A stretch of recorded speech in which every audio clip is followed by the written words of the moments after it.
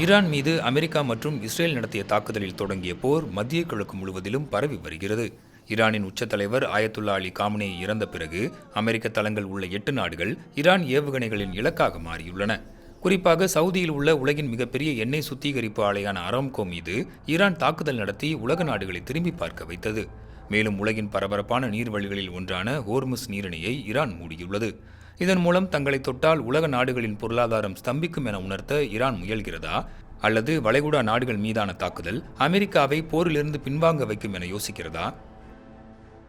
I once again urge the Revolutionary Guard, the Iranian military, police, to lay down your arms and receive full immunity or face certain death. It will be certain death. மறுபுறம் ஈரானின் உச்ச தேசிய பாதுகாப்பு கவுன்சிலின் தலைவர் Ali Larijani Iran அமெரிக்காவுடன் பேச்சுவார்த்தை நடத்தாது நீண்ட போருக்கு தயாராக உள்ளது என எதிர்வினையாற்றியுள்ளார். மேலும் நனவாகாத கனவுக்காக ட்ரம்ப் முழு பிராந்தியத்தையும் உறுதியற்ற நிலைக்கு தள்ளியுள்ளார் என்றும் குற்றம் சாட்டியுள்ளார். அமெரிக்கா மற்றும் இஸ்ரேல் நடத்திய தாக்குதலில் இதுவரையில் ஈரானைச் சேர்ந்த 555க்கும் மேற்பட்டோர் உயிரிழந்துள்ளதாக ஈரானின் செஞ்சிலுவை சங்கம் தெரிவித்துள்ளது. மேலும் நாட்டின் 131 நகரங்களை இலக்காக வைத்து அமெரிக்கா மற்றும் இஸ்ரேல் நடத்திய தாக்குதல் சர்வதேச சட்டத்தை மீறும் செயல் என்றும் விமர்சித்துள்ளது. இந்த நிலையில் வளைகுடா நாடுகளில் உள்ள அமெரிக்க ராணுவ தளங்கள் உட்பட விமான நிலையங்கள், துறைமுகங்கள் என முக்கியமான உள்கட்டமைப்பை குறிவைத்து ஈரான் தொடர்ந்து தாக்குதல் நடத்தி வருகிறது. குறிப்பாக முக்கிய நிதி மையமாக உள்ள ஐக்கிய அரபு அமீரகம் ஈரான் தாக்குதலால் பங்குச்சந்தையில் பெரும் வீழ்ச்சியை சந்தித்துள்ளது. ஈரானின் அண்டை நாடுகள் இந்த தாக்குதல்களை கடுமையாக கண்டித்துள்ளன. சவுதி அரேபியா, ஐக்கிய அரபு அமீரகம், பஹ்ரைன், ஓமன், கத்தார் மற்றும் குவைத் ஆகிய நாடுகள் உறுப்பினர்களாக உள்ள வளைகுடா ஒத்துழைப்பு கவுன்சில் ஈரான் நடவடிக்கைகளை தாக்குதல் என வகைப்படுத்தியுள்ளது. இந்த தாக்குதல்கள் வளைகுடா நாடுகளின் இறையாண்மையை மீறுவது மட்டுமல்லாமல் சர்வதேச சட்டத்தையும் ஐக்கிய நாடுகள் சபையின் சாசனத்தையும் மீறுவதாக கவுன்சில் தெரிவித்துள்ளது. ஐக்கிய அரபு அமீரகம் ஈரானில் உள்ள தனது தூதரகத்தையும் மூடியுள்ளது. ஈரானுடன் இணைந்து எரிவாயு வயல்களை இயக்கும் கத்தார் தன் நாடு மீதான தாக்குதல்களை தொடர்ந்து எரிவாயு உற்பத்தியை நிறுத்துவதாக கூறியுள்ளது.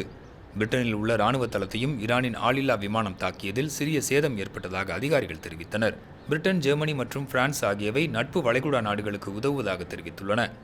மத்திய கிழக்கில் அதிகரிக்கும் பதற்றம் கவலை அளிப்பதாக ஐரோப்பிய ஆணைய தலைவர் உர்சுலா வான் டெர் லயனும் வேதனை தெரிவித்துள்ளார்.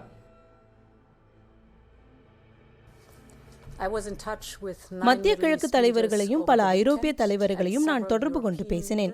பதட்டங்களை தணிக்கவும் மோதல்கள் அதிகரிப்பதை தடுக்கவும் நாம் கடுமையாக உழைக்க வேண்டும். ஈரான் மற்றும் அதன் பிரதிநிதிகள் பிராந்தியம் முழுவதும் இறையாண்மை கொண்ட நாடுகளுக்கு எதிராக நடத்தும் இந்த கண்மூடித்தனமான தாக்குதல்களை நான் வன்மையாக கண்டிக்கிறேன். ஆனால் இதற்கெல்லாம் சளைக்காத ஈரான் தொடர்ந்து பொருளாதார தாக்குதலை நடத்தி வருகிறது. அதன்படி உலகின் பரபரப்பான நீர்வழிகளில் ஒன்றான ஹோர்முஸ் நீரிணையை ஈரான் அதிரடியாக மூடியுள்ளது. ஒரு பகுதி ஓமனாலும் மற்றொரு பகுதி ஈரானாலும் கட்டுப்படுத்தப்படும் இந்த வழியில்தான் உலகின் எண்ணெய் மற்றும் எரிபொருளில் தோராயமாக 20% செல்கின்றன.